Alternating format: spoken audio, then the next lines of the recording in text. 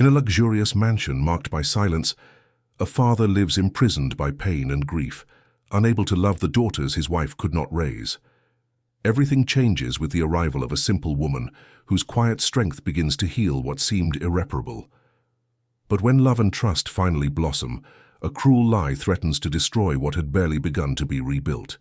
And it is in the desperate embrace of two children that the truth finds its way, proving that love can be reborn even amidst the rubble of loss.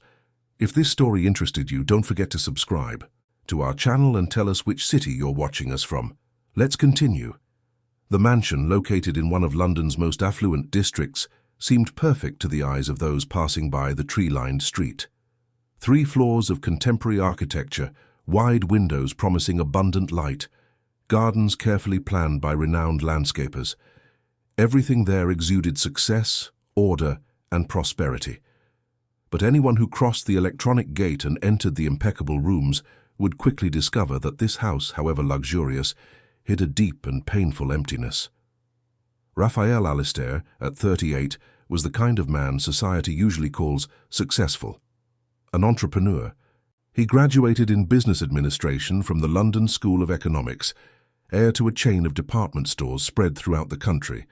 He had achieved everything he had dreamed of in his youth: wealth, recognition, financial stability. But none of that mattered anymore. Not after that day that changed everything. Not after losing Mary Ann. Mary Ann had been the love of Raphael's life. They met in university. She was studying education at King's College, London. She was his opposite in many ways: spontaneous where he was reserved, a dreamer where he was pragmatic, warm where he maintained a certain calculated coolness. She taught him to laugh for no reason, to dance badly in the kitchen, to believe that life had more layers than financial spreadsheets and board meetings. They married young, even against his family's wishes, who considered Mary Ann too simple for the Alistair standard. But Raphael never cared about those opinions. Mary Ann was his certainty, his safe harbor. When she became pregnant with twins, the couple's happiness seemed complete. They renovated an entire room, painted the walls light pink, filled the space with stuffed animals, and chose names together: Sophia and Helen. Raphael accompanied every ultrasound, every appointment, every moment of anticipation. Mary Ann was radiant, even with the natural difficulties of a twin pregnancy. And then came the delivery. Raphael remembered every second of that early morning. The private hospital in a prestigious area of central London, doctors coming and going from the room, Mary Ann holding his hand tightly, smiling even through contractions, saying everything would be fine. The girls were born healthy, small but perfect, with strong lungs that filled the room with cries. Raphael cried too, with joy, relief, and gratitude. But the joy was short-lived. Postpartum complications, something the doctors tried to explain with technical terms that Raphael couldn't process at the time. Mary Ann didn't survive. Within hours she was gone, leaving behind a heartbroken husband and 2 newborn daughters who would never know the warmth of their mother's embrace. Raphael spent the first few months in a state of shock. He functioned on autopilot. He woke up, handled company matters by phone, supervised the baby's care, but he was absent, emotionally frozen. He hired specialized nurses, bought everything the specialists recommended, meticulously followed every pediatric guideline, but he couldn't look at Sophia and Helen without feeling a searing pain in his chest. Every feature on their faces that reminded him of Mary Ann was a stab. He knew it was unfair. He knew the girls were blameless. But guilt is an irrational feeling, and Raphael carried a gigantic weight. He felt, somewhere deep and dark in his mind, that he had traded the woman he loved for his daughters. And this feeling, however absurd, prevented him from truly connecting with the twins. He fulfilled the practical duties of a father, ensuring they lacked nothing, but kept his heart locked, as if loving his daughters would be a betrayal of Mary Ann's memory. As Sophia and Helen grew, the problem worsened. The girls, now 3 years old, were beautiful, with brown curls and expressive eyes. But they were also difficult, unstable, craving an affection they never adequately received. They cried for any reason, threw intense tantrums, had difficulty sleeping, refused food, and displayed regressive behaviors. Raphael knew this was a reflection of emotional absence. But he didn't know how to fix it. He simply couldn't. The turnover of staff in the house was alarming. In the past 2 years, 17 different professionals had passed through the mansion. Nannies with impeccable resumes, experienced housekeepers, educators with postgraduate degrees. All entered, confidently, promising to organize routines and set boundaries. All left within a few weeks, exhausted, frustrated, unable to cope with such emotionally dysregulated children. The house, despite its impeccable appearance, was shattered inside. There was a maid who handled cleaning and another responsible for the kitchen, but both worked in silence, performing their duties without emotional involvement. The twins spent their days between crying spells, frustrated attempts to play alone, and a palpable loneliness that soaked every room of that mansion. Raphael came home late from work every day. He immersed himself in meetings, reports, business trips, using work as a shield against the pain of facing his own home. When he finally returned, the girls were already asleep or pretending to sleep amidst soft sobs. He went straight to his room, avoided passing by the old master bedroom, now converted into an office, and sank into insomnia fueled by whiskey and remorse. It was on a grey Tuesday in June that everything began to change. The last nanny had resigned the previous Friday, citing emotional exhaustion. Raphael, tired of interviewing candidates who promised miracles and delivered frustrations, delegated the task to Mrs. Eleanor, the house's oldest housekeeper, a 60-year-old woman who managed practical matters but did not get involved with the children. Mrs. Eleanor organized a new round of interviews. Raphael barely paid attention to the resumes. He was in a tense meeting at the company headquarters, discussing the possible acquisition of a competitor, when his phone vibrated with a message from the housekeeper. Interesting candidate waiting in the living room. He sighed, asked for a 10-minute break, and left the meeting room. In the car, on his way home, Raphael felt the weight of routine repeating itself. Another interview, another empty promise, another professional who would last a few weeks before giving up. He was exhausted by this dynamic but saw no way out. The twins needed someone, and he remained unable to be that someone. When he entered the mansion, he found Mrs. Eleanor in the living room, accompanied by a woman who clearly stood out from the usual standard of candidates. Previous professionals always arrived impeccably dressed, in tailored clothes, discreet makeup, and studied posture. This woman, however, wore simple jeans, a white cotton blouse, and worn but clean shoes. She was about 35, with black hair tied in a low bun, a makeup-free face, and in her eyes was a mix of dignity and weariness that Raphael immediately recognized. It was the look of someone who had suffered but had not bowed down. Clara Summers stood up when Raphael entered, extended her hand firmly, and introduced herself in a calm voice. He noticed her calloused hands, signs of someone who had worked hard all her life. They sat down, and Mrs. Eleanor discreetly withdrew, leaving them alone. Raphael began the interview with the usual questions. Clara answered with direct honesty without embellishments. She had experience as a caregiver, had worked in family homes, but always in temporary jobs, helping where needed. Widowed 5 years ago, she raised a 15-year-old teenage son, Luke, alone. They lived in a simple neighborhood in East London. She did odd jobs like cleaning, sewing, anything that helped pay the bills and keep her son in school. Her resume was not impressive. She had no specific training, no courses in pedagogy or child psychology, but there was something in the way she spoke, a serenity that contrasted with the anxiety of previous candidates. Raphael asked if she had experience with difficult children. Clara smiled faintly, a sad but genuine smile, and said that every difficult child was, in fact, a suffering child. That answer caught Raphael off guard. He remained silent for a few seconds, processing the words. Then he asked, with a certain defensive sharpness, if she thought she could handle 2 twins who had made all the previous nannies give up. Clara met his gaze and replied that she didn't know, but she would like to try. Raphael almost dismissed the candidate right there. Almost. But something, perhaps exhaustion, perhaps curiosity, perhaps a tiny spark of hope he didn't even know he still carried, made him say he would give her a week's trial. Clara accepted with a nod, thanked him for the opportunity, and arranged to start the next day at 7 in the morning. When Clara left, Raphael stayed in the living room, looking out the window. He wasn't sure what to think. This woman didn't fit the profile he usually hired, but honestly nothing else was working anyway.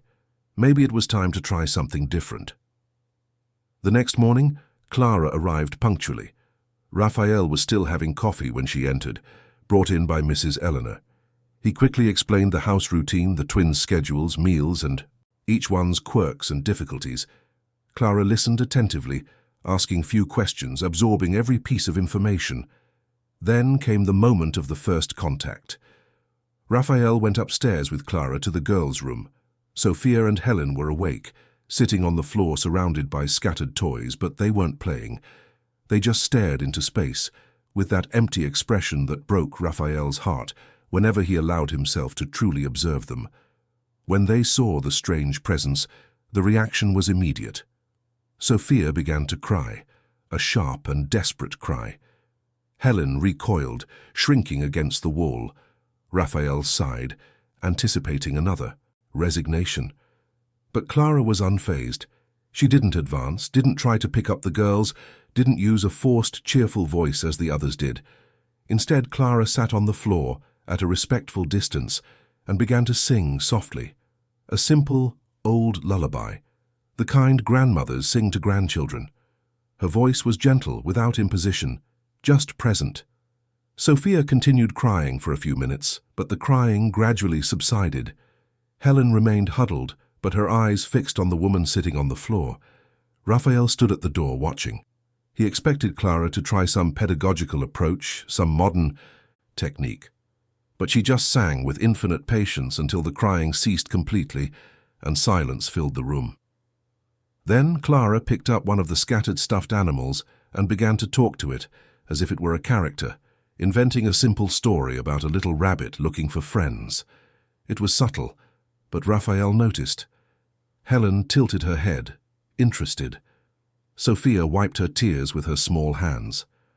Clara continued the story, involving other stuffed animals, creating silly dialogues that, surprisingly, elicited an almost smile from Sophia.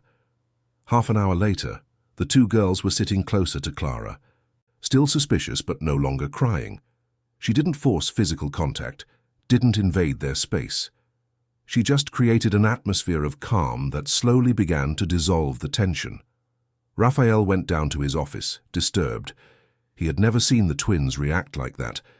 Usually the crying lasted for hours, with tantrums that extended until complete exhaustion. He tried to concentrate on work, but his mind constantly returned to the upstairs. Throughout the day, he observed discreetly, through the monitoring camera he had installed in the girls' room for safety reasons. Clara maintained the same posture, calm, patient, respectful. When it was lunchtime, she didn't force the girls to eat. She simply prepared the dishes, sat with them, and began to eat, talking gently about simple things. Sophia, who always refused food, picked up a piece of fruit. Helen tried the rice, small victories that seemed enormous in that context.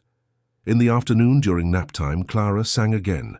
She lay on the rug between the two beds and sang lullabies until both girls, for the first time in months, fell asleep, without crying, without resistance, just lulled by the quiet voice of that strange woman who had arrived that morning. Raphael, alone in his office, felt something he hadn't experienced in a long time, a small, almost imperceptible, but real relief. Perhaps, just perhaps, that humble woman, without diplomas or certificates, could do what all the others could not. The following days brought a gradual but undeniable transformation. Clara established a gentle routine, without rigidity, but with consistency. She woke the girls with soft music, slowly opened the curtains, letting the light in little by little. She prepared breakfast with them, turning the meal into a playful moment, with fun shapes on the plate, stories about each food. She implemented small rituals, a bedtime story, always the same to create familiarity, a specific song for bath time, a moment of silence in the morning where the three sat just breathing together, something Clara called peace time. Sophia and Helen slowly began to respond. The crying spells drastically decreased. Tantrums, once daily, became rare. The girls started following Clara around the house, wanting to participate in simple activities, helping to fold clothes, water plants, organize toys. The house itself changed. Clara, without asking permission but also without invading, began to make small alterations. She opened windows that had remained closed, bringing ventilation and natural light. She placed fresh flowers in simple vases she brought herself. She organized the toys so the girls could easily access them. She created cozy corners with cushions and children's books she borrowed from the neighborhood library. Raphael observed all this with a mixture of astonishment and discomfort. Astonishment because the changes were evident and positive. Discomfort because that woman was doing what he hadn't been able to do in 3 years, bringing life to that house. He still arrived late, still avoided direct contact with his daughters, but he began to notice details. The smell of homemade cake Clara made on Friday afternoons. The sound of children's laughter, timid at first but gradually more frequent. The twins running down the hallway, not in despair, but in play. One evening, 2 weeks after Clara's arrival, Raphael came home early. He hadn't planned it, but a meeting was cancelled, and he decided to return home earlier than usual. Upon entering, he heard voices coming from the kitchen. He approached silently and saw through the half-open door Clara sitting at the table with Sophia and Helen, the 3 of them colouring drawings with coloured pencils. Clara was telling a story while colouring, something about butterflies and enchanted gardens. The girls listened attentively, interrupting with questions and laughter. It was a simple, everyday scene, but for Raphael, it was like a punch to the gut. That was the family he hadn't been able to build. That was the lightness Mary Ann would have brought to her daughters' lives. He retreated, went up to his room, and sat there on the bed, overwhelmed by contradictory emotions. Gratitude for Clara doing that, guilt for not being the one responsible for those smiles, and something more, something he didn't want to name yet. A growing interest in that woman who, with her simplicity and practical wisdom, was rebuilding what he had destroyed with his coldness. Raphael began to change his own routine. He started arriving a little earlier, inventing excuses to be present in the final moments of the day. He had dinner in the kitchen instead of locking himself in the office. He watched Clara interacting with the girls, learning from her patience, from the way she transformed mundane activities into moments of connection. Gradually, the twins began to notice their father's presence differently. Before, Raphael was just a figure who passed, quickly, distant, impersonal. Now, discreetly encouraged by Clara, he began to participate. He read bedtime stories, still clumsy but present. He sat on the floor to play, even without knowing quite how to do it. And the girls, sensing the change, began to approach him too. Clara never forced this closeness. She merely created opportunities, subtly suggesting, "Why don't you read this story to them, sir? I think Sophia wanted to show you the drawing she made." Helen asked if Daddy likes ice cream too. Small bridges that connected that fragmented family. And while this was happening, Raphael began to notice Clara in another way, no longer as an employee but as a person. He saw her dedication, her discreet weariness at the end of the day, the way she never complained, even when the girls tested limits. He also saw the sadness in her eyes, when she thought no one was looking, a sadness similar to his own. One evening, after the twins were asleep, Raphael found Clara in the kitchen, preparing her packed lunch for the next day. He asked if they could talk for a bit. Clara nodded, somewhat surprised, and they both sat at the table. They started by talking about the girls, their progress, the strategies Clara used, but gradually the conversation drifted to more personal places. Raphael, for the first time in years, spoke about Mary Ann, about the loss, about the guilt he carried. Clara listened in silence, without judging, without offering easy solutions. She just listened. And then it was her turn. Clara told him about her husband, a hard-working man who had died young, leaving her with a small child and no support network.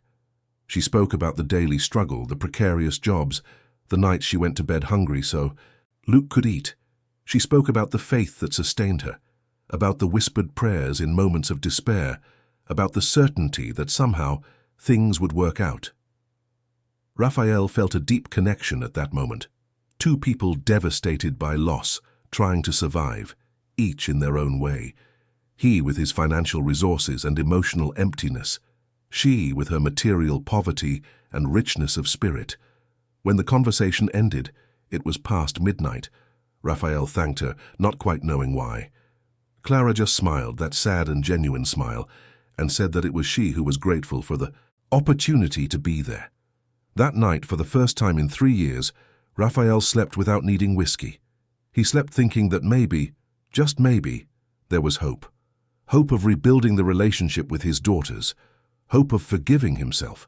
And perhaps, who knows, hope of feeling something other than guilt and emptiness again. But life, Raphael would soon discover, has cruel ways of testing newborn hopes. And as the house finally began to breathe, a silent threat approached, ready to destroy the fragile balance achieved. Veronica Talbot, Mary Ann's sister, watched everything from afar. And she didn't like what she saw at all. Veronica Talbot had always considered herself the prettiest, smartest, most deserving of her parents' attention. When Mary Ann was born, 4 years after her, she felt as if her throne had been stolen. Her younger sister was sweet, charismatic, one of those people who light up rooms just by existing. Veronica cultivated a silent envy throughout her childhood and adolescence, disguised under layers of feigned protection and superficial affection. Mary Ann's marriage to Raphael was the final blow. Veronica had always found Raphael interesting from the first time her sister introduced him to the family. He was everything she sought: successful, handsome, from a traditional family. She tried to approach him subtly, always making herself present, always offering help, always insinuating that she would be better company for him. But Raphael only had eyes for Mary Ann. When Mary Ann passed away, Veronica imagined she would finally have her chance. She began to frequent Raphael's house regularly, under the pretext of helping with the twins, of keeping her sister's memory alive.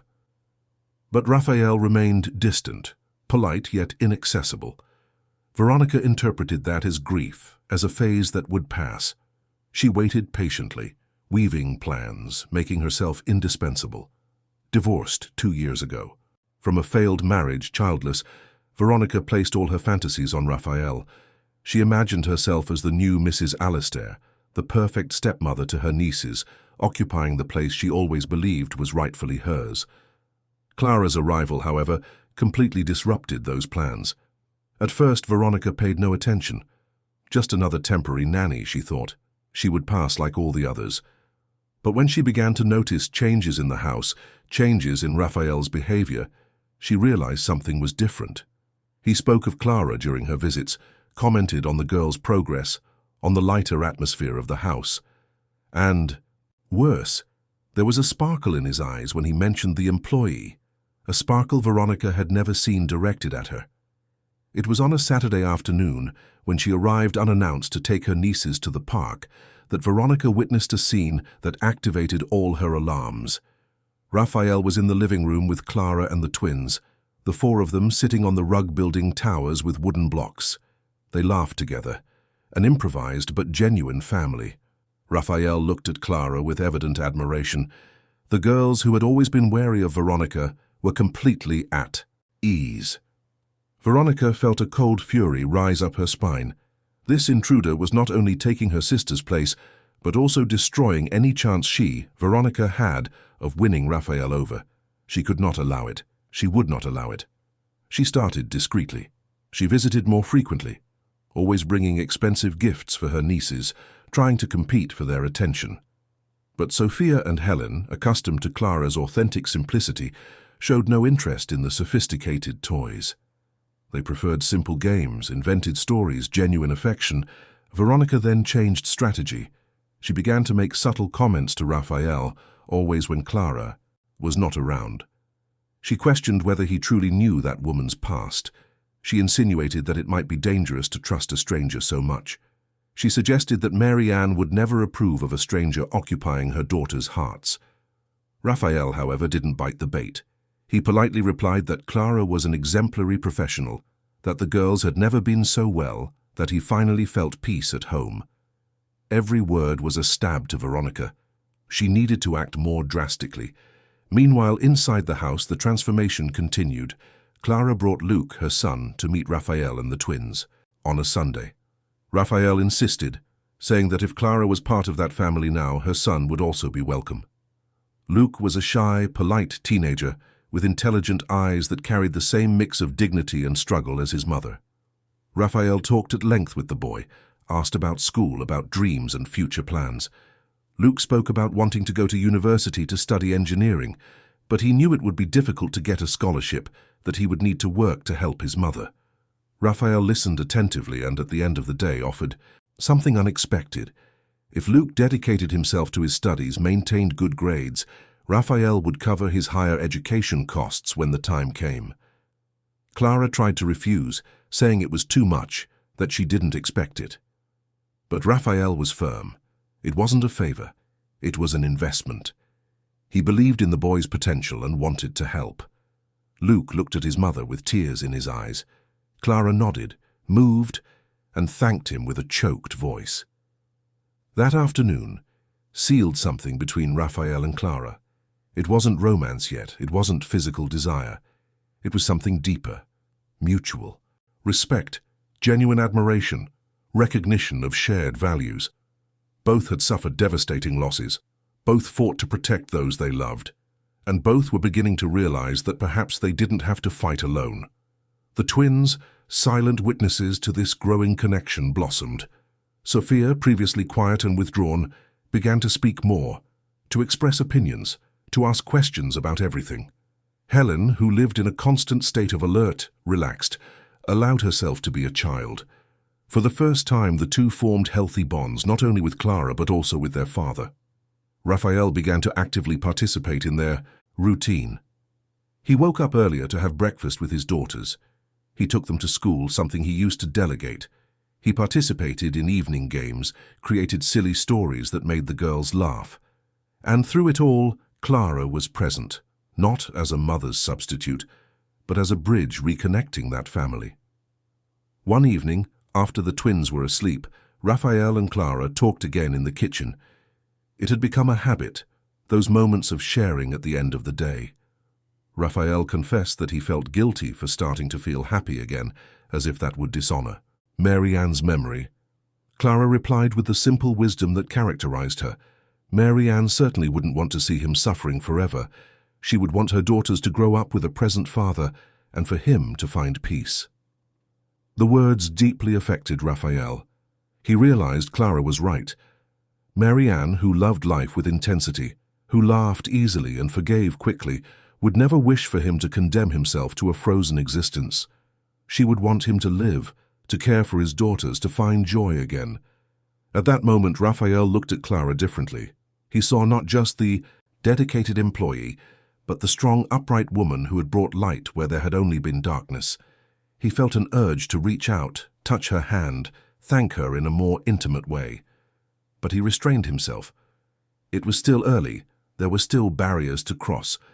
Caution was still needed. Clara also felt something in that exchange of glances, a discreet warmth, a timid possibility. But she knew her place, knew the social distance that separated them, understood that it might just be his gratitude, nothing more. She kept that feeling to herself and changed the subject, returning to talk about the girls, about plans for the following week. Months passed. Spring arrived in London, bringing flowers to the mansion's gardens. Clara planted a bed of sunflowers with the help of the twins, explaining that sunflowers always seek the light, always find the sun, even on cloudy days. Raphael watched from his office window, enchanted by the simple but profound metaphor. His company prospered. Raphael had returned to his work with mental clarity. Without the constant weight of guilt, he could think better, decide with more precision. Employees noticed the change, commenting that the boss was different, more approachable, more human. Raphael knew that this was a direct reflection of what was happening at home. But while everything was improving inside the mansion, Veronica was planning her move. She watched, took notes, looked for loopholes. She needed something concrete, something that would irreversibly discredit Clara. And then the perfect opportunity arose. The Alistair family had an antique brooch, a 4-generation heirloom, a gold piece with emeralds that had belonged to Raphael's great-grandmother. Mary Ann used to wear it on special occasions, and after her passing, Raphael kept the brooch in a case inside a drawer in his bedroom. It wasn't the most valuable item in the house in monetary terms, but it held immense sentimental value. Veronica knew this, and she also knew that this brooch would be the perfect weapon. On one of her visits, when Clara was busy with the girls in the garden, Veronica went up to Raphael's room under the pretext of looking for a scarf she claimed to have forgotten on a previous visit. She discreetly took the brooch and hid it in her own handbag. She waited a few days. Then she returned to the house, this time for a dinner she herself proposed, saying she wanted to celebrate Mary Ann's birthday, which would be the following week. Raphael accepted, touched by the remembrance. He invited Clara to participate. After all, she was part of that family now. Clara hesitated, feeling it wasn't her place, but gave in to Raphael's and the twins' insistence that she stay. Dinner was prepared by Clara and the cook, a simple but tasty meal. Veronica arrived impeccably dressed, in a designer gown, perfect hair and makeup, expensive jewelry adorning her neck and wrists. She sat at the table with studied posture, playing the role of the grieving sister-in-law and dedicated family member. During dinner, Veronica made small talk, praised the food and joked with her nieces, but her eyes were always moving, calculating, waiting for the right moment. When dessert was served, she executed the first part of her plan. She stood up, saying she wanted to show her nieces a necklace that had belonged to their mother, which was in her handbag. She went to the sofa where she had left her bag, opened it theatrically, and began to search. Then, with a confused expression, she rummaged through everything, looked around, searched again. Raphael asked if everything was all right. Veronica replied that she couldn't find the necklace, that she was sure she had put it there. She excused herself and went to the car to check. She returned a few minutes later, now visibly distraught, saying the necklace was nowhere to be found. Raphael suggested she might have forgotten it at home. Veronica shook her head, insisting she was absolutely certain she had brought it. Then, as if a terrible idea had crossed her mind, she said she needed to check something else. She quickly went up to Raphael's room, ignoring his polite protest. Minutes later, she came down pale with the empty case in her hands. The family brooch was gone. Veronica looked around, letting the silence hang heavy, until her eyes fell on Clara, who was clearing plates in the kitchen, oblivious to the drama unfolding. In a trembling voice, laden with insinuation, Veronica asked if anyone else had access to the room. Raphael replied that only Clara, who cleaned and organized the house. Veronica then suggested, with false reluctance, that it might be prudent to check if anything else had disappeared. Clara, realizing they were talking about her, approached the living room. She asked if there was a problem. Veronica, with manipulative mastery, explained that some valuable items were missing, and that although it was painful to suggest, it might be necessary to check the employees' belongings. The veiled accusation dropped like a bombshell. Clara paled, immediately understanding the gravity of the situation. Raphael remained silent, torn between the trust he had placed in Clara and the doubt planted by Veronica. The twins, sensing the tension, began to whimper. Clara, with a firm but clearly shaken voice, said she had nothing to hide, that they could search her things. Veronica, feigning embarrassment, suggested it would be better to check discreetly without alarm. Raphael, disturbed, agreed. They went to the small handbag Clara carried daily. Veronica, with fingers trembling with false apprehension, opened the main zipper. Nothing. She opened the side pockets. Empty. Then, as if reluctant but forced by the situation, she opened the inner pocket, that small compartment Clara used to store documents. And there it was, the emerald brooch shining under the living room light. The silence that followed was devastating. Clara looked at the brooch with an expression of absolute shock, unable to process how it had ended up there. Veronica stepped back, bringing her hand to her mouth in a perfectly rehearsed gesture of horror. Raphael stood paralyzed, looking at Clara, at the brooch, trying to understand. Clara tried to speak, to say she didn't know how it happened, that she would never steal, that they needed to believe her. But the words came out rushed, desperate, and Raphael, overcome by a mixture of pain, betrayal, and anger, raised his hand for silence. In a cold voice, controlled only by the immense effort not to explode in front of his daughters, Raphael said he didn't want to hear explanations. He said he had trusted her, opened his home to her, allowed her to get close to his children, and that this betrayal was unforgivable. Clara tried again, tears streaming down her face, but Raphael was unyielding. He ordered her to pack her things and leave immediately. Veronica, with an expression of false compassion, offered to escort Clara out, ensuring she took nothing else. The twins, not fully understanding but sensing the despair, began to cry. Sophia screamed Clara's name. Helen ran to hug her, but Veronica intercepted the girls with firm gentleness, saying everything would be fine, that their auntie would take care of them. Clara was led out like a criminal. She took her bag, now violated and contaminated by the accusation, and crossed the mansion gate for the last time. Veronica closed the gate with thinly disguised satisfaction. Raphael remained in the living room, looking at the brooch in his hands, feeling as if the world had crumbled again. That night, Sophia and Helen cried until exhaustion. They refused to eat, to bathe, to accept any comfort. Veronica tried to calm them, but the girls vehemently rejected her. They wanted Clara. Only Clara. Raphael locked himself in. His office, drank more than he should have, tried to process what had happened. Part of him wanted to believe there had been a mistake, that Clara was innocent. But the brooch was there, undeniable inside her bag. How to explain? How to justify? The guilt returned with full force. Guilt for having trusted, for having opened up, for having allowed someone to get close again. Mary Ann was the only one he could truly trust, and she was gone. Trying again had been a mistake, a painful and costly mistake. In the following days, the house returned to its previous state, but worse. The twins went on an emotional strike. They didn't speak, barely ate, spent hours calling for Clara, asking when she would return. Veronica tried to fill the void, but her presence only increased the girls' rejection. Raphael hired a new nanny, a professional with an extensive resume.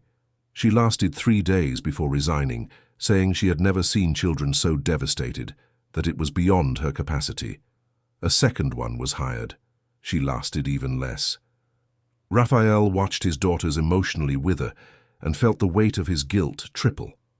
He had expelled the only person who had managed to reach them, the only one who had brought light to that house. But how to go back, how to admit that he might have been wrong? Veronica visited daily, always helpful, always offering assistance.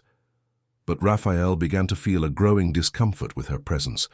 There was something forced, something excessive in her dedication, and the girls, so sensitive, seemed to feel the same. It was on a particularly difficult night, with Sophia having nightmares and Helen refusing to sleep, that Raphael heard something that made him stop. He passed by the twins' room and heard soft voices. He approached the half-open door and saw the 2 girls kneeling by the bed, little hands together, whispering a prayer. It was the prayer Clara had taught them, that simple prayer they said every night before bed.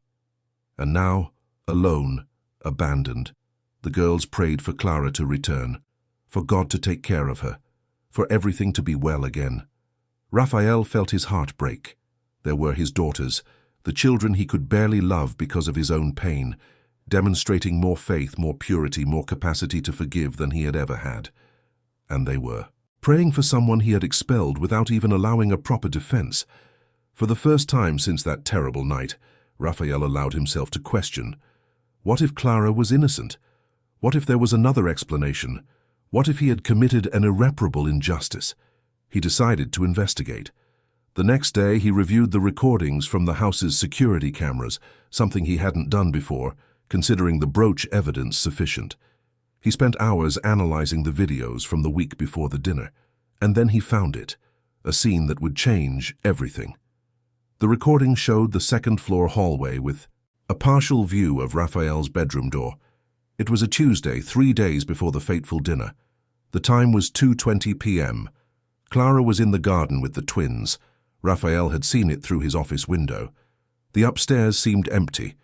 Then, on the screen, Veronica appeared. She climbed the stairs with hurried but silent steps, looked around as if checking if she was alone, and entered Raphael's room. She remained inside for less than 2 minutes. When she came out, she held something small in her hand, something she quickly hid in her bag. The camera didn't capture details, but the context was unequivocal. Raphael paused the recording, rewound, watched again, and once more. There was no possible doubt. Veronica had entered the room, taken the brooch, hidden it. All planned, all premeditated. The manipulation, the setup, the destruction of Clara. All Veronica's doing. The anger Raphael felt at that moment was different from anything he had experienced before.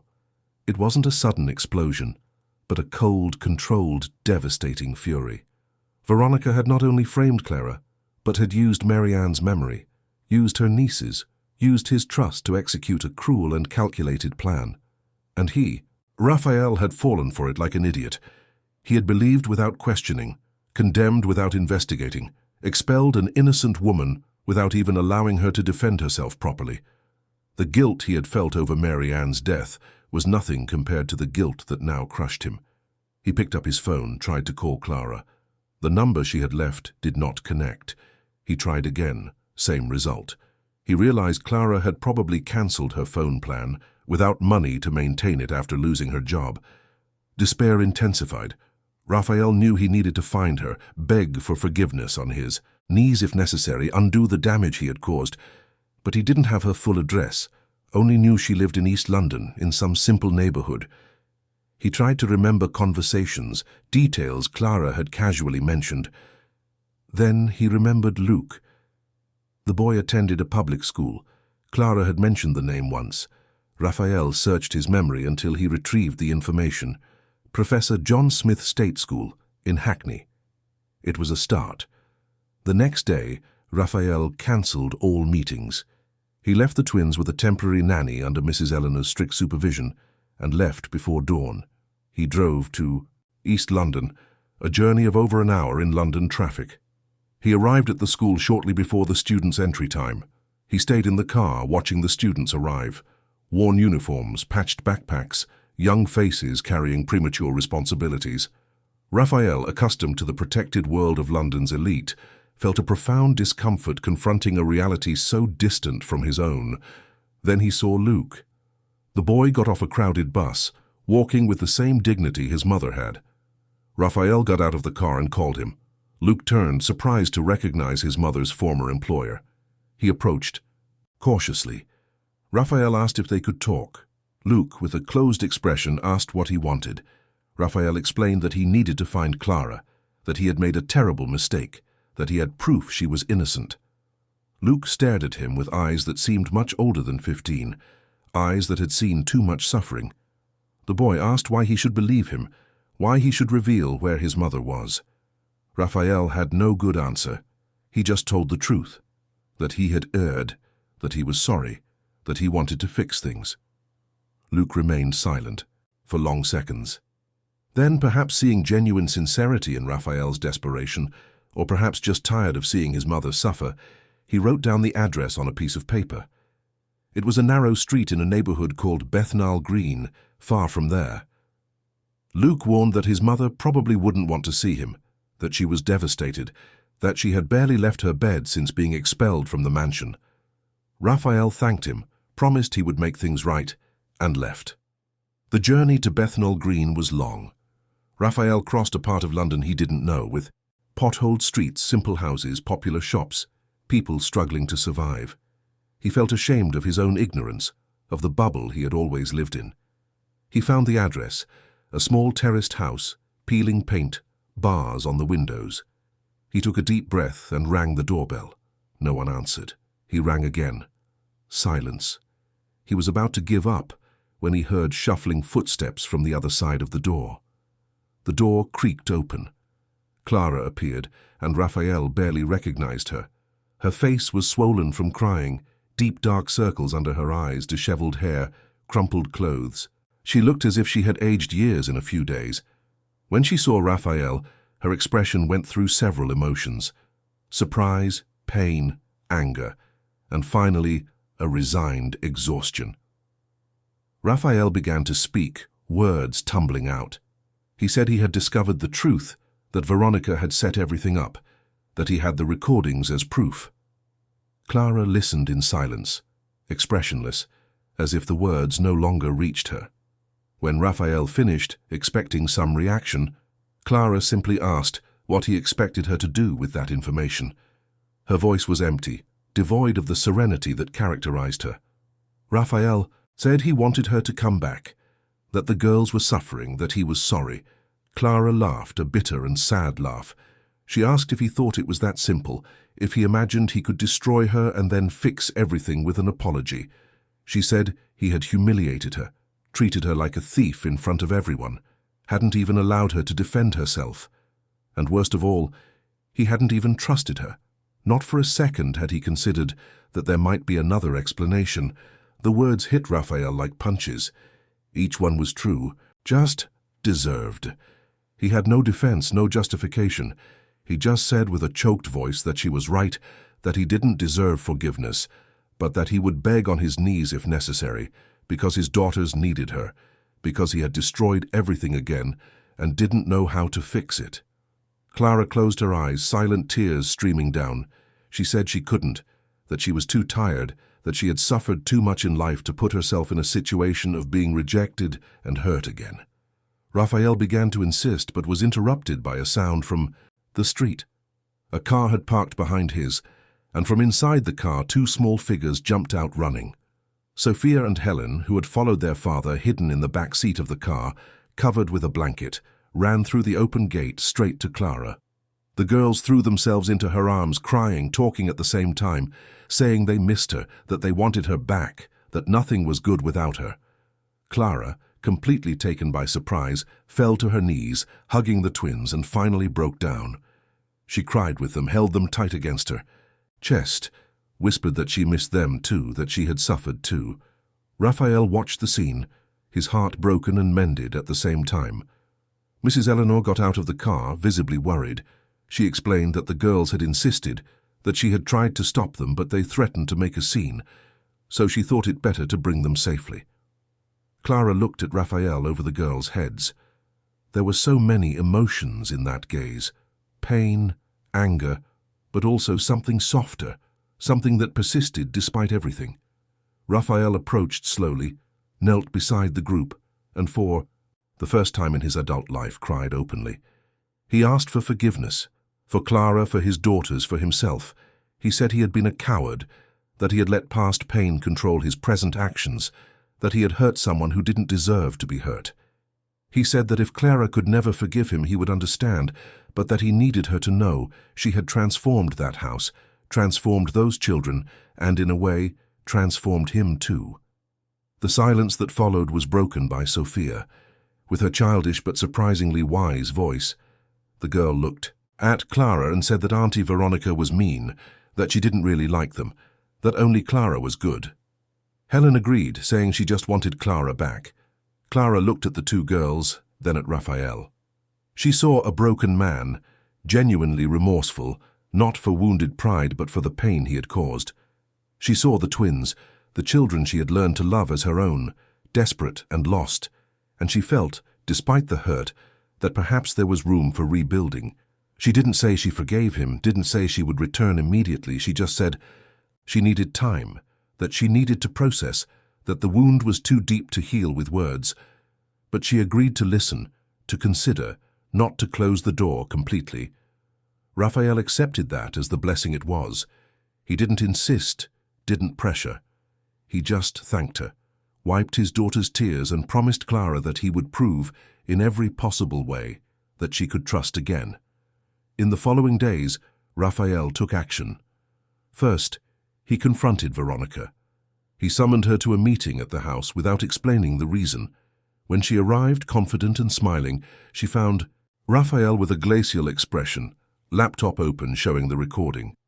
Veronica tried to deny, then justify, then blame Clara for seducing Raphael, for taking the place that should have been hers.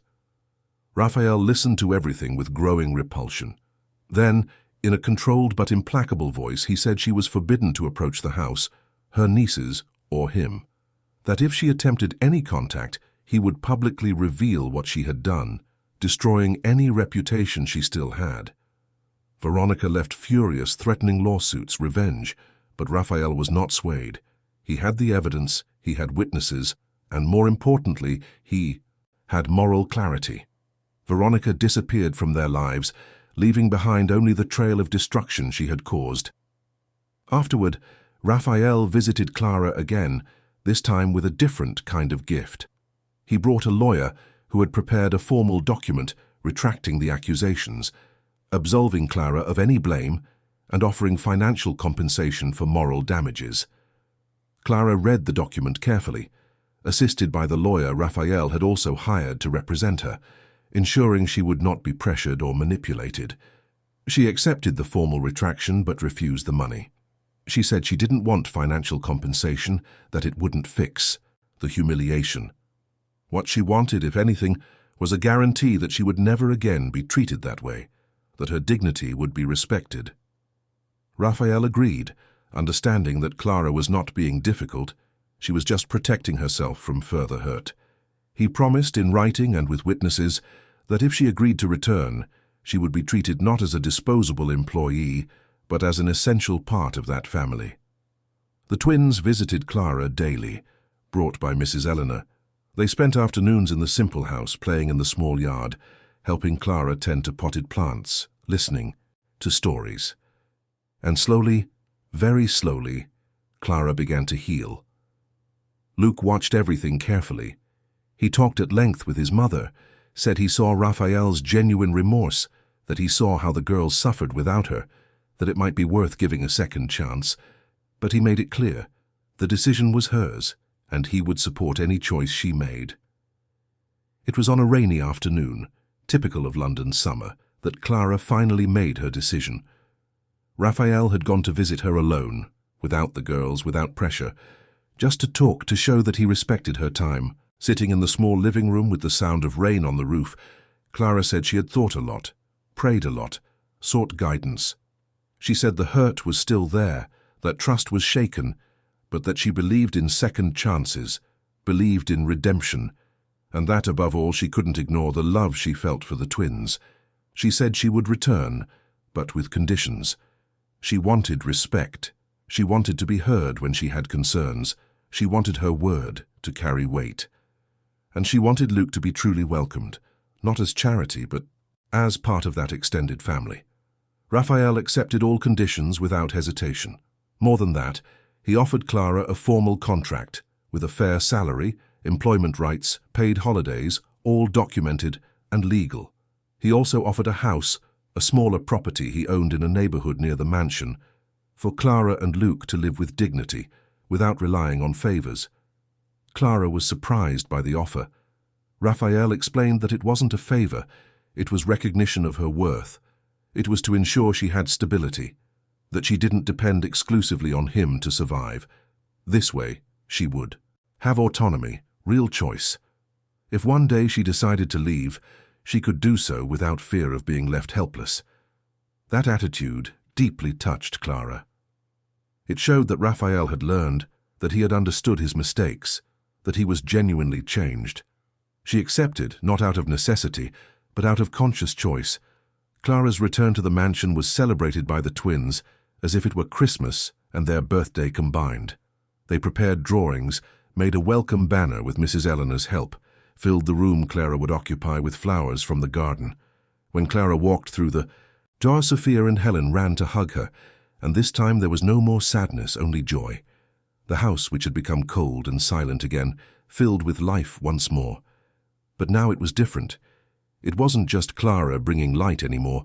It was the entire family, including Raphael, actively choosing to be present, to be alive. Raphael observed everything with deep gratitude.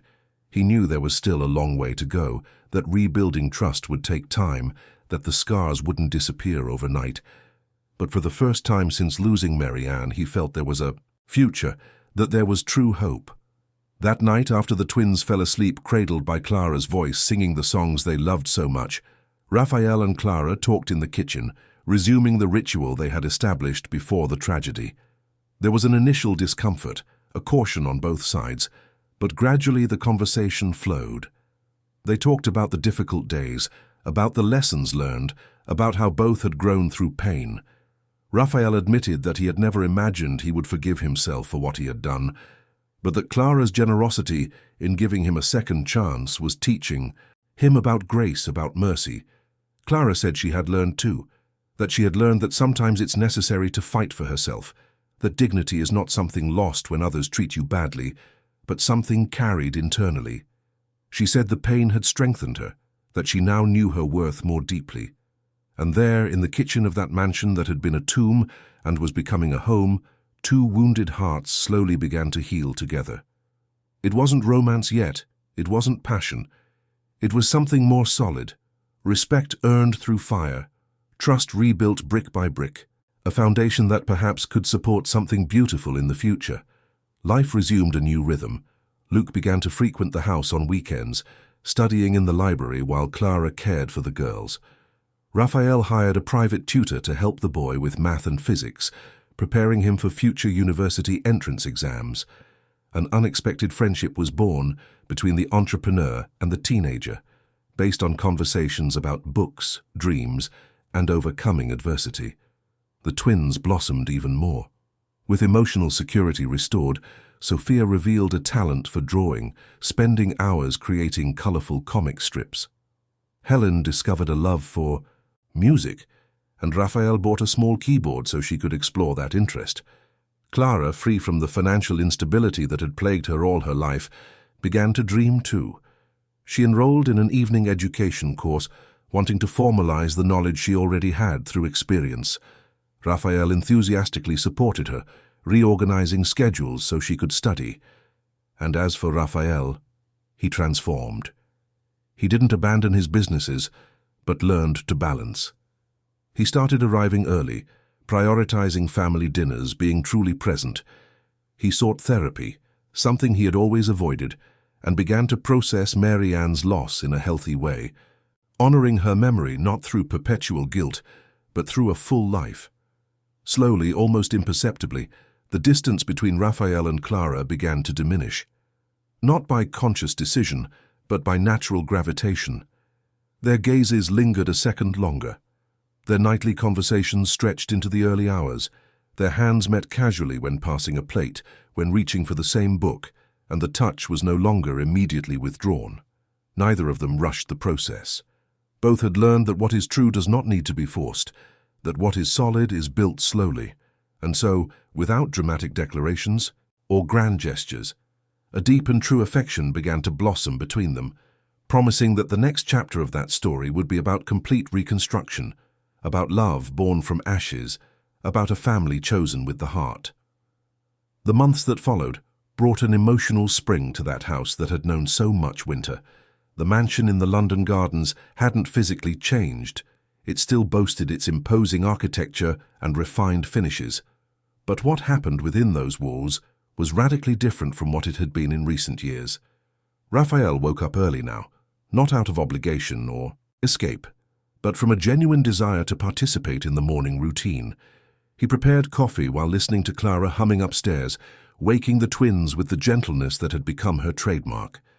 The aroma of fresh coffee, mixed with the scent of flowers Clara always kept in vases around the house, created an atmosphere of a true home. Sophia and Helen, now 4 years old, were completely different children from the shattered girls they once were. They talked non-stop, asked questions about everything, showed insatiable curiosity about the world. They had started in the early years program at a private school, and their teachers constantly praised their healthy emotional development. The big change, however, was visible in how they related to their father. Raphael was no longer that distant figure who quickly passed through the hallways. He was a constant, participatory, affectionate presence. He carried the girls on his shoulders, invented silly games, read stories using different voices for each character. He laughed a lot, something he hadn't done in years. Clara observed that transformation with mixed feelings, joy at seeing Raphael finally present in his daughters' lives, pride at having been the catalyst for that change, and something more. Something she tried to ignore but grew inevitably, a deep attraction that went far beyond professional respect or gratitude. Raphael felt the same, perhaps with even greater intensity. He caught himself observing Clara when she didn't notice, noting details, the way she tied her hair when she was focused, the way she smiled when the girls did something funny, the infinite patience with which she explained simple things with profound wisdom. She was beautiful, but not in the conventional way he was accustomed to. Beautiful on the inside, with a beauty that emanated from solid character and genuine kindness. But both hesitated. Clara out of fear of being hurt again, of overstepping boundaries that could destroy the stability she had achieved. Raphael out of fear of ruining everything, of appearing to take advantage of his position, of disrespecting Mary Ann's memory. It was Luke, with the perceptiveness of an outside observer, who first noticed the growing tension between his mother and Raphael. One Sunday evening, as they returned to the house they now occupied near the mansion, a comfortable property Raphael had indeed given them, Luke casually commented that Raphael seemed to like his mother very much. Clara became flustered, tried to change the subject, but Luke insisted with the frankness only teenagers possess. He said he saw how Raphael looked at her, how he made excuses to be near her, how he became different when she was in the room. He asked his mother if she liked him too. Clara, after long hesitation, admitted that she did, but that the situation was complicated. There was the social difference, the painful history between them, the fear of risking her job, and the stability she had finally achieved. Luke, with surprising wisdom for his 15 years, said that perhaps she deserved to think about happiness too, not just stability. That conversation hammered in Clara's head in the following days. Did she have the right to want more? Could she risk the equilibrium achieved in the name of feelings? Did Raphael feel the same, or was she projecting? On the other side, Raphael struggled with similar dilemmas. He talked to his therapist, Dr. Henry, an experienced psychologist who had been accompanying him since he began his emotional healing process. The therapist asked him difficult questions. Are you confusing gratitude with love? Are you seeking to replace Mary Ann? Or is this a genuine feeling for who Clara is? Raphael spent weeks reflecting. He concluded that no, he wasn't confusing them. Clara was not a substitute for Mary Ann. They were completely different women. Mary Ann had been spontaneous, effusive, a dreamer. Clara was serene, practical, with her feet firmly on the ground, and he loved precisely what made Clara Clara, her quiet strength, her practical wisdom, her unpretentious kindness. But how to declare this without appearing to abuse his position? How to be honest without pressuring her? The answer came unexpectedly through the twins. One Saturday afternoon, Sophia and Helen were drawing in the living room, while Raphael worked on some documents and Clara organized the library. The girls, in the conspiratorial way children have, began to whisper to each other, giggling softly. Then Sophia, always the most uninhibited, approached Raphael and asked, "Daddy, do you like Clara?" Raphael choked on his coffee, not knowing how to answer. Helen joined her sister and added, "We think you should be boyfriend and girlfriend. Then Clara would be our real mummy." The silence that followed was immense. Clara, who had heard everything from the library, froze, unsure whether to appear or remain hidden. Raphael looked at his daughters, at those children he once could barely hug and who were now his center, and decided to be honest. He said that yes, he liked Clara very much, that she was a special person who had brought light into their lives, who made Daddy feel happy again, but that these were adult matters, complicated, that didn't just depend on liking. Sophia, with childish simplicity, asked why not. If he liked her and she liked him, why weren't they together? Raphael tried to explain about respect, about differences, about not wanting to pressure, but the words sounded weak even to himself. Clara, listening from the library, felt tears stream down. She took a few steps and appeared at the living room door. The look she exchanged with Raphael at that moment said everything words could not. There was fear there, but there was also hope. There was caution, but also desire. The twins, sensing the adult tension, discreetly went upstairs to their room, saying they were going to play. That left Raphael and Clara alone, face to face, without further excuses or distractions. Raphael spoke first. He said he had been fighting against it for months, but he couldn't deny it. anymore. That when he woke up, his first thought was of seeing her. That when good things happened, he wanted to share them with her before anyone else. That she made him want to be a better version of himself. But that he understood if she didn't feel the same, if she wanted to keep things as they were, if the painful past weighed too heavily. Clara listened to everything with a racing heart.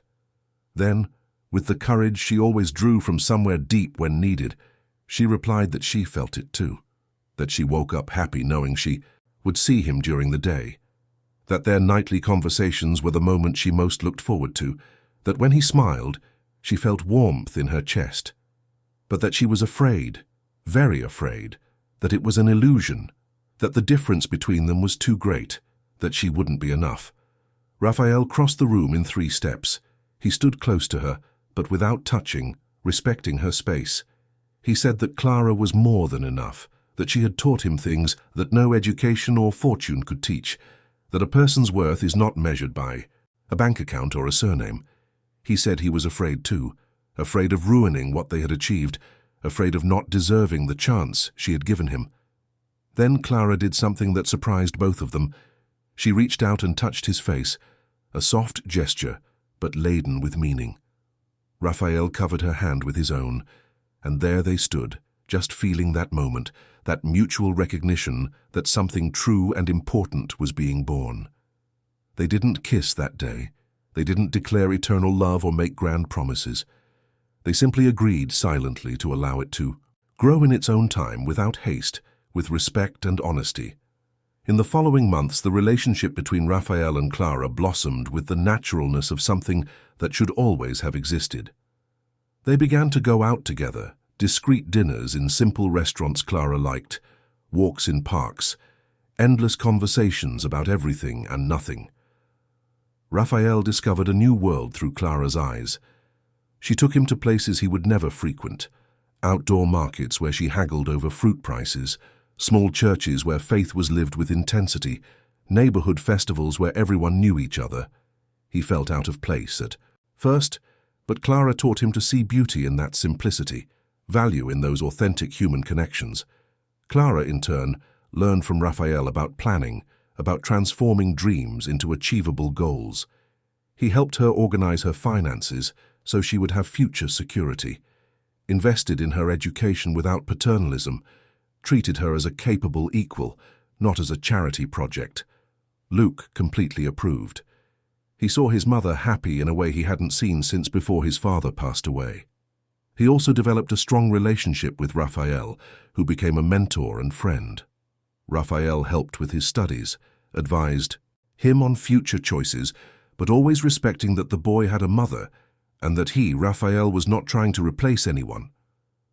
The twins were ecstatic.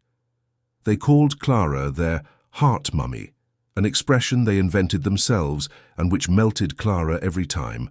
Sophia drew a family with 5 people: Daddy, Clara, Helen herself, and Luke. Helen composed silly little songs about love and family. It was on a full moon night, 6 months after that conversation in the living room, that Raphael formalized the relationship. He didn't make an extravagant proposal, didn't hire a mariachi band or fill the place with roses. Simply, after a quiet dinner at home with the children, he invited Clara to walk in the garden.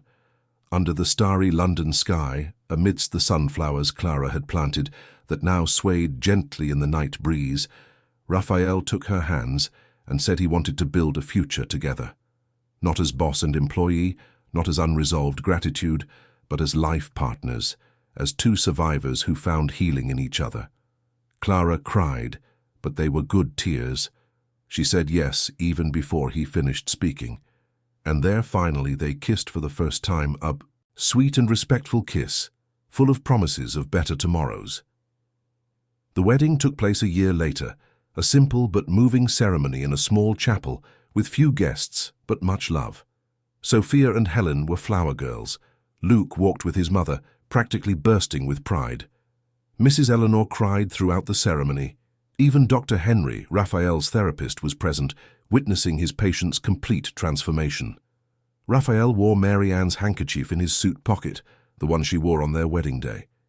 Not as a chain binding him to the past, but as a gentle tribute to the path that had led him there. He knew Mary Ann would approve, that she would never wish for him to live in perpetual mourning. Their honeymoon was in Cornwall, a place Clara had always dreamed of visiting. They left the twins with Mrs. Eleanor and Luke, all working as a team. It was 10 days of beaches, conversations, plans, and discoveries. Raphael saw Clara completely relax, saw her play in the waves with a spontaneity she rarely showed, accustomed as she was to always being the strong, responsible one. When they returned, the house welcomed them differently. Now Clara didn't live in the auxiliary house. She lived in the mansion itself, officially as Mrs. Alistair. Luke also got his own room there, considered a son of the family. The twins celebrated their return with drawings they had made, songs they had invented. Life established a new rhythm. Clara graduated from her education degree with honours, a graduation that Raphael, Luke, and the twins attended elegantly dressed, applauding enthusiastically when she received her diploma. She began working on a social project educating children from underprivileged communities, using her own story as inspiration. Raphael restructured his company to have more time with his family. He delegated more, trusted his team, realized that the world wouldn't collapse if he came home at 6 in the evening instead of staying until 10 at night. Financial results, curiously, improved because decisions came from a rested and balanced mind. Luke passed his university entrance exams for engineering at University College London, something they celebrated with a huge barbecue in the garden. The boy, now an 18-year-old young man, looked at Raphael as the father figure destiny had given him, and Raphael considered him a son in all ways that mattered. Sophia developed impressive artistic talent, selling drawings at charity bazaars Clara organized. Helen discovered a musical vocation, took piano lessons, and participated in children's recitals where the entire family attended to applaud. 2 years after the wedding, Clara became pregnant. The news brought complex emotions for Raphael, immense joy but also ghosts from the past. Clara noticed they talked at length, and he was honest about his fears. She held his hand and said that this time it would be different, that she was strong, that they would do it together. The pregnancy was followed by the best medical team, but also with emotional care. Raphael underwent intensive therapy to process trauma. Clara had the support of a pregnant women's group. The twins participated in everything, talked to the bump, made plans for their little brother or sister. A boy was born, a calm delivery, healthy mother and baby. Raphael cried profusely holding his son, tears of gratitude and healing. They named him Gabriel, a name meaning messenger of good news. And indeed, Gabriel was a symbol of new beginnings, of a cycle closing and a new one opening. Clara breastfed Gabriel while Sophia and Helen kept her company, telling stories to their brother. Luke always visited, helped with the care that teenager, who had grown up without a father, now part of a large and loving family. Raphael looked at it all and could barely believe it. The mansion that had been a tomb now pulsed with life in every room. Children's laughter echoed through the corridors. The kitchen always had someone. Conversations stretched into the early hours. The living room was always full of toys and organized clutter. One afternoon, 5 years after Clara first entered that house as a temporary employee, Raphael found her in the garden. She was holding Gabriel with Sophia and Helen playing at her feet among the sunflowers. The scene was of such pure beauty that he stopped just to absorb it. Clara noticed him and smiled, that smile that still completely disarmed him. He approached, sat on the grass beside her, pulled the twins closer. There they stayed, a complete family, under the late afternoon London sun. Raphael said, his voice choked with emotion, that he had never imagined it was possible to be so happy again. That Clara had not only saved his daughters, she had saved him too. That she was a miracle disguised as an ordinary person, that she was proof that God works through those with a pure heart. Clara replied that they had saved her too, that they had given her renewed purpose when she was lost, that they had given her a family when she thought she would raise Luke alone forever. She said that gratitude was mutual, that healing was joint, that this was an example of how broken people can come together and create something beautiful. The children, tired of adult talk, ran off chasing butterflies. Raphael and Clara stayed there watching them play, Gabriel sleeping peacefully in his mother's arms. And without saying anything, both knew they had found a home in each other. They had built a family that surpassed biology or conventions. They had proven that true love is one that grows through daily choices, genuine forgiveness, and constant commitment. The sun set, painting the sky orange and pink. The mansion in the London gardens breathed peace, and at that moment, Raphael Alistair knew with absolute certainty Mary Ann would be happy for him, happy to see her daughters loved and cared for, happy to see him living fully again, happy because love was not betrayed, it merely expanded to include more people on that journey. Clara Summers Alistair looked at her husband, at her children, at the life she had built with faith and courage, and she silently thanked destiny, providence, whatever had conspired to bring her to that house that morning months ago. She had come looking for a job and had found a family. She had come offering care and had received love. She had come empty-handed and now had everything that truly mattered. Night fell completely. They gathered the children, had dinner together at the big table, bathed them, read stories, said prayers. Gabriel slept first, then Sophia, and Helen. Luke sent a message saying he was fine in his student house, that he missed them but was happy. Raphael and Clara finally sat on the living room sofa, exhausted but content. He pulled her close. She rested her head on his shoulder. They stayed like that in comfortable silence, listening to the house breathe around them. That mansion had seen much pain, much grief, much silence, but it had also witnessed transformation, healing, rebirth. It was a symbol that no night is so dark that it prevents the dawn, that no pain is so deep that it cannot be healed. That true family is one built with intentional love, not just shared blood. And while the city of London continued its frantic pace outside, inside that house there was peace. The peace of those who fought and won. The peace of those who lost but rebuilt. The peace of those who chose, despite everything, to believe in second chances. Clara whispered that she loved Raphael.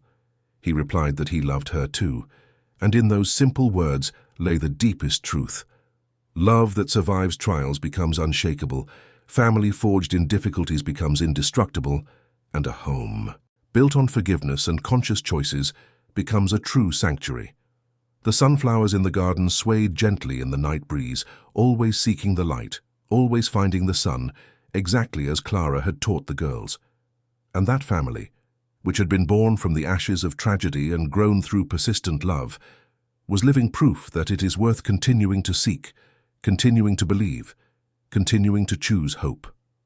Because in the end, it's not the storms that define who we are, but what we build when the waters finally calm. And Raphael, Clara, Sophia, Helen, Luke, and Little.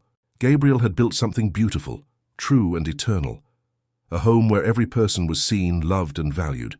A home that Mary Ann would surely smile to see. A home that proved that the most beautiful story is not one without pain, but one where pain is transformed into wisdom, where wounds become scars that tell stories of survival, and where love wins, always wins, when courageous people decide to give and receive chances. The full moon illuminated the mansion that night, and within it an entire family slept in peace, knowing that tomorrow they would wake up together ready for another day of full life, true love, and infinite gratitude for the path that had brought them there. End of story. Dear listeners, we hope that Raphael and Clara's story has deeply touched your hearts. If you were moved by this journey of pain, forgiveness, and reconstruction, leave your like, subscribe to the channel, and tell us in the comments what moment stood out most to you. Was it Clara's arrival at the mansion? The moment of injustice? The reconciliation? Or the happy ending of this family that rose from the ashes?